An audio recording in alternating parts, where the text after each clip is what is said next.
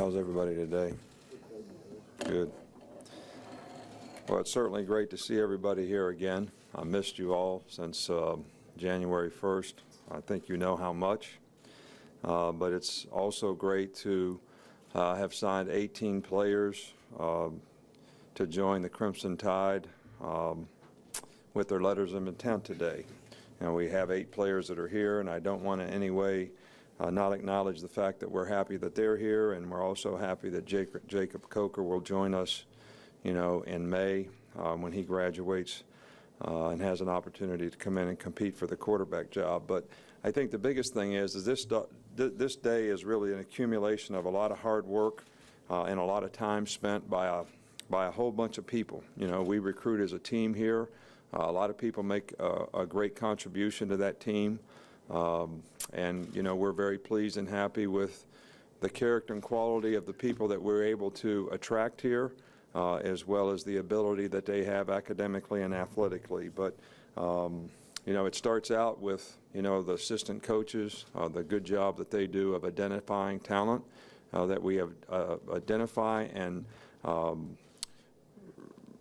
people that meet the needs of what we need, the critical factors that we look at every position, and then go out and do a great job of developing relationships with these young men and their families so that they fully understand what their opportunities are when they come to the University of Alabama. I think our players do a great job of connecting with these young players so that they feel at home here. And I think that's a very important factor for them to integrate into the team, that they have good relationships and connect with the players that are here so they understand sort of the Bama way. But we have a lot of people here in our administration and our university community who work very hard, to help us recruit. Dr. Witt's philosophy is everybody, pitches in.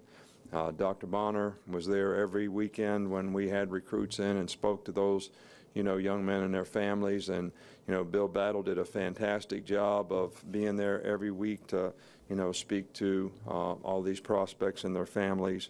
And people in the university community who take their Saturdays week in and week out to come over and discuss academic opportunities that these young men are interested in, so they understand what they can accomplish in developing a career off the field, which is the most important thing that they do when they're here. So I think the important thing to having this kind of recruiting class, which we feel sort of satisfies the needs that we have, but I'm sure that every coach that stands up here today and talks about their recruiting class, I've never heard anybody said they had a bad class.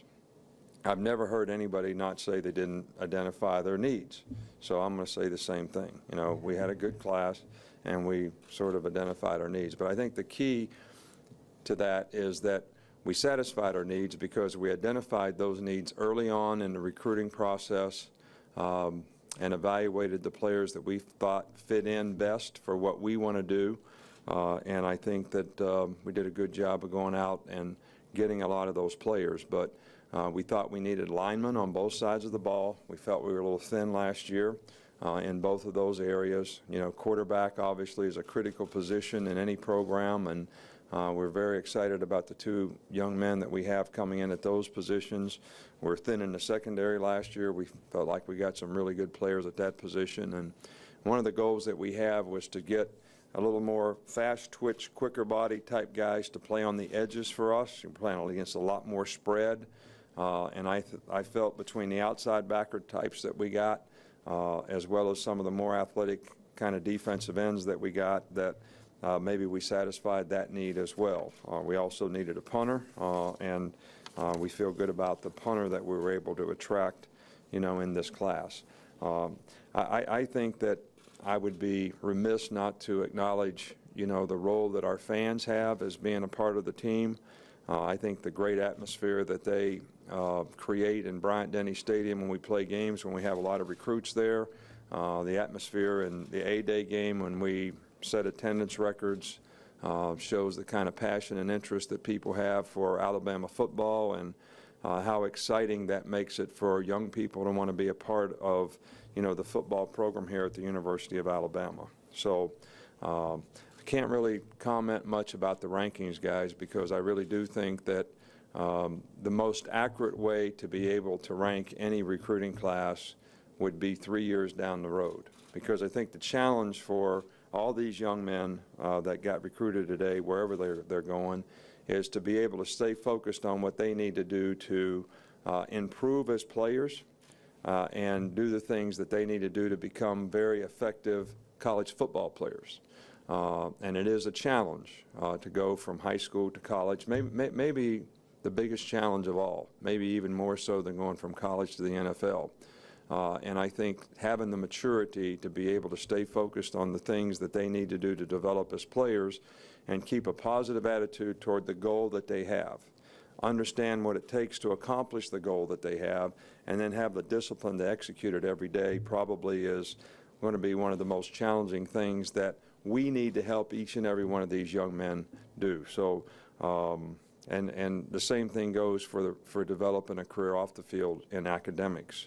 But again, I would like to thank everybody who worked so hard to help bring this class together. And, you know, the staff of people that we have here that are going to work very hard to help these young men be successful in their careers and have a better opportunity to be successful in life because they were involved in the program through the personal development programs that we have, the academic support programs that we have, the coaches and staff that work hard to develop these guys as players, and all the alumni support that we have out there that really helps these guys launch their career when they leave here and get the best opportunities in life. So we're excited about today, and we're excited to have the opportunity to work with the quality young men that we were able to attract here in this recruiting class. On the left of Andrew. A couple weeks ago, there was a video that leaked of you doing the electric slide during recruiting and stuff like that. And I'm just wondering, you know, there's pictures of the coaches always on social media throughout recruiting. Has recruiting changed much at all with this stuff, or is it just we're seeing that more of it now because of the social media? Well, we've been having that party forever since I've been a head coach. And I've been doing the electric slide since I was probably 15. That's the first time it made YouTube or whatever you call this social media stuff you got out there. So I guess it's changing. Times are changing, you know. I'm just sorry they didn't get me doing the wobble, too, because I can do that pretty well. I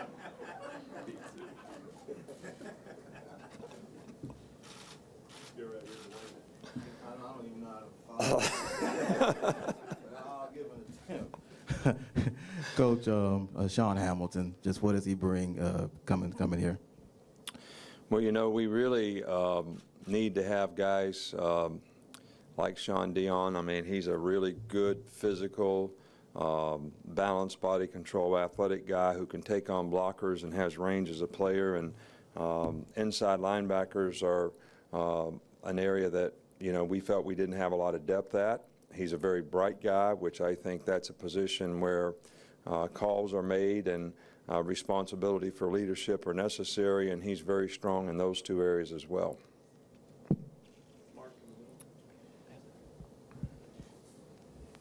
This is the second year in a row that you guys have gone into Auburn High School and got one of the top prospects in the state away from Auburn University. Just are those recruiting battles with Auburn on their home turf especially difficult, and why do you think you guys have had some success there the last couple of years? Well, you know, as soon as Rashaan committed to us today, Reuben Foster called me and absolutely said that he was a much better recruiter than I was, and he was really responsible for that. So maybe you should ask him that question. But, you know, I really don't think that it makes a lot of difference where a guy's from. I mean, what we try to focus on here is the opportunity that a young man has here. And sometimes guys are just a little better fit for what they're looking for, maybe what the critical factors of development that they might have, you know, through their college career and how they can contribute in a program that makes one place a little better than the other. And I don't think it's really anything about where you're from, but I do think that we're excited to have both young men here. You know, Reuben's going to be a very good player for us, and we're excited about Rashaan, who not only is a fantastic athlete and exactly what we're looking for in terms of the more athletic, fast twitch edge player who can rush, but also has great character, is a really good person, and I think will provide leadership in our program that will be beneficial to us being successful in the future. Aaron and then Michael. Nick, I know he wasn't on staff for the entire recruiting class, but what kind of job did Lane do, hitting the road with you for the first month he was here? Well, I think first of all, Lane's got an outstanding reputation out there as a football coach and as a recruiter, and he's got a lot of relationships that is built up through his, recruiting at various schools where he's coached. But I think it's very important that you have the kind of offensive coordinator, quarterback coach that you can sort of recruit to, someone that young people want to play in that style of offense. And I think that was actually an asset for us, that Lane was an asset for us in helping, get some of the offensive players that we were able to attract. Does a really good job of presenting to the players how they're going to be used, in the offense, so they have a very clear picture of what their future might be. So I think it was a real positive asset for us in the short time that he was involved in recruiting this class. Michael on the left. No, Marlon Humphrey was another big addition late in this class. How does he fit in, and with Tony Brown, how does that dynamic work with those two? Well, we have two corners that play most of the time, and sometimes three.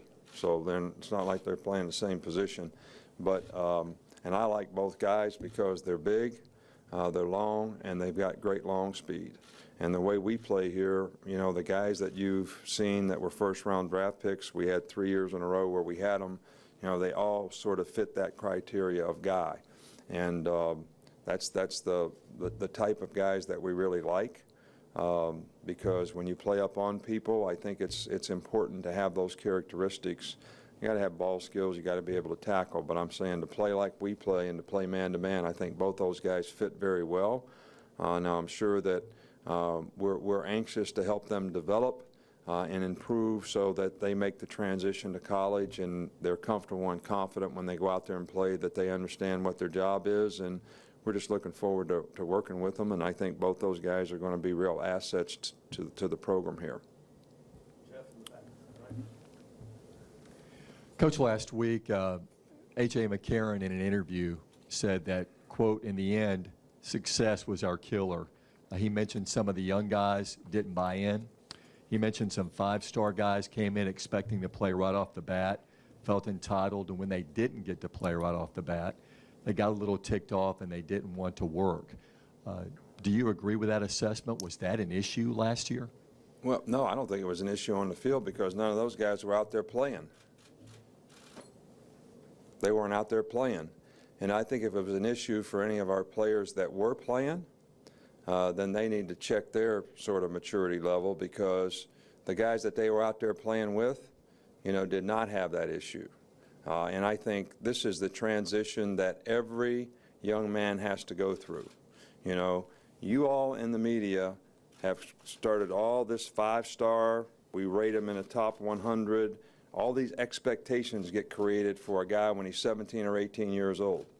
All right, and then he comes to college with these maybe unrealistic expectations of the kind of success that he's going to be able to have immediately before he has an opportunity to learn and develop in whatever position he plays, so that he can be a confident, knowledgeable guy that can go out and play winning football at his position.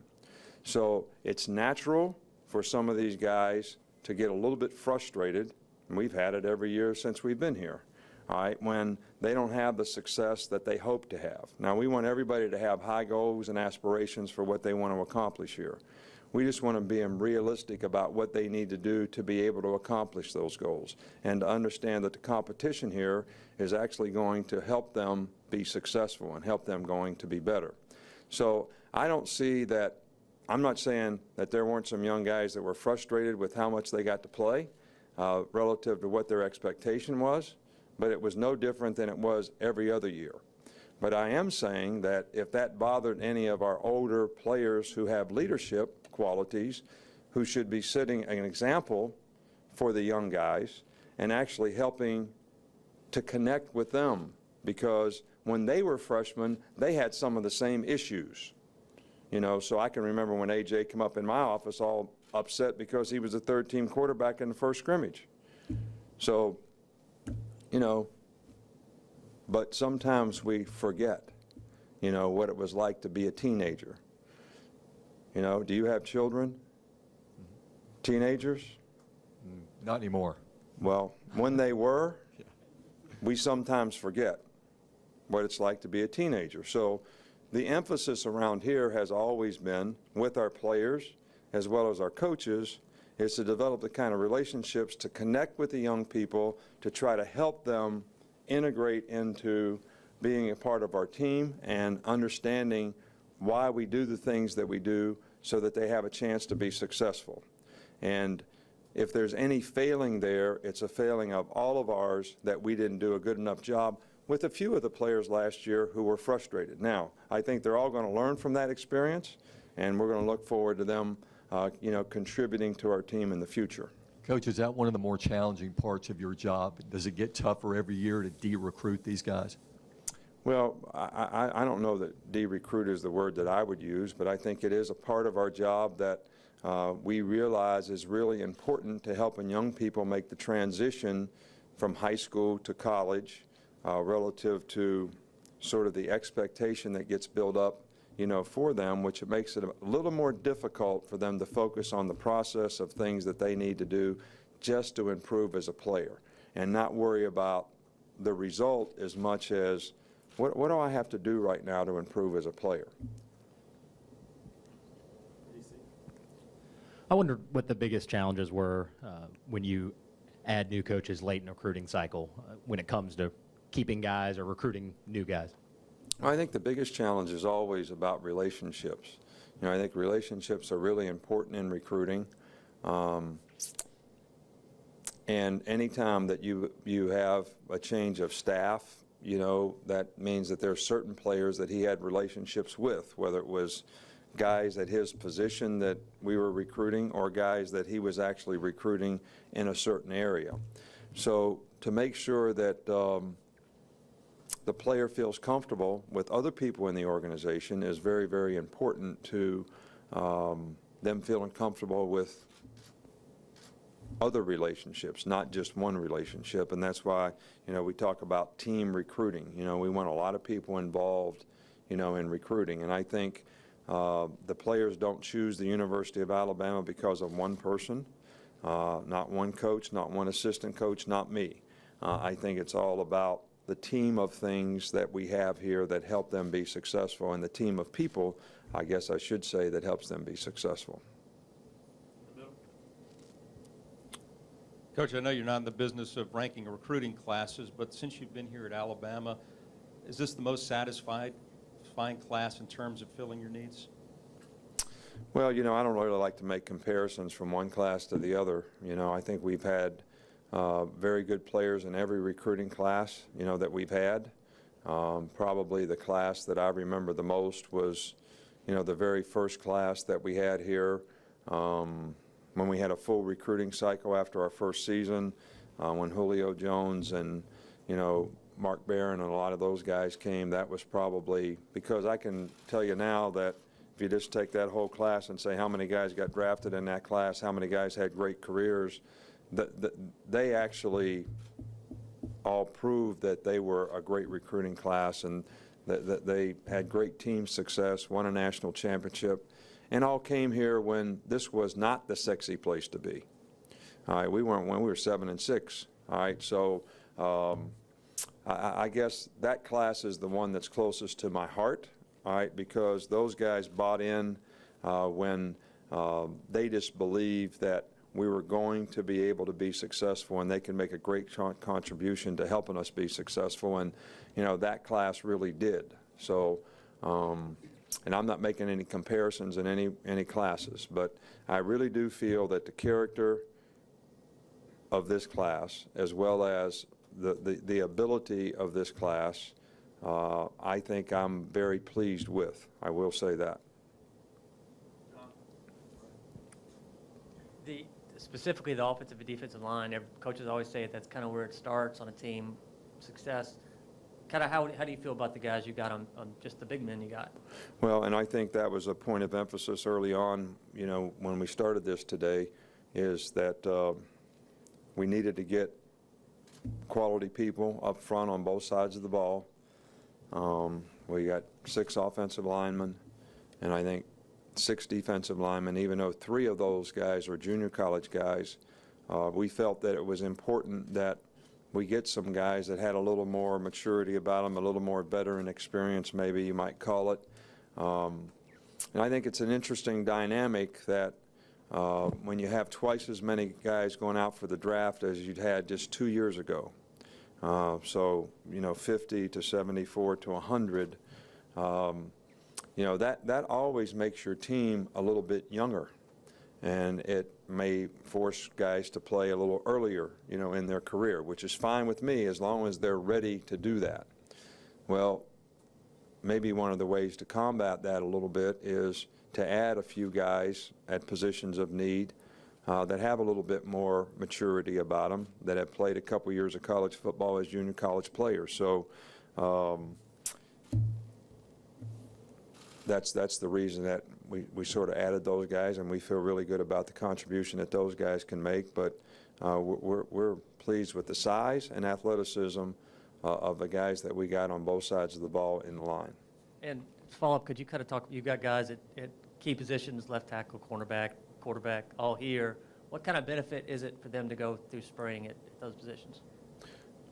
Are you talking about the 8 new guys or just? Yeah, the 8 new guys, the guys Right. that are already here.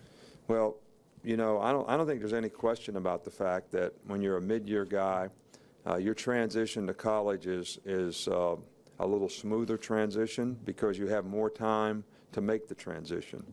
You know, when you come in the fall, you know, you start practice, you have school, you have a first game, all in a month. You know, now, you know, our guys will be able to be here 3 or 4 weeks before we do anything at all in football. Then we lift weights for a couple weeks, then we start off-season program, then we have spring practice, then they have a month off in May, and then we go through it in the summertime and summer conditioning. And then in the fall, you know, they're kind of going through these things for the second or third time. So their opportunity to learn and grow and mature and adjust academically is much greater.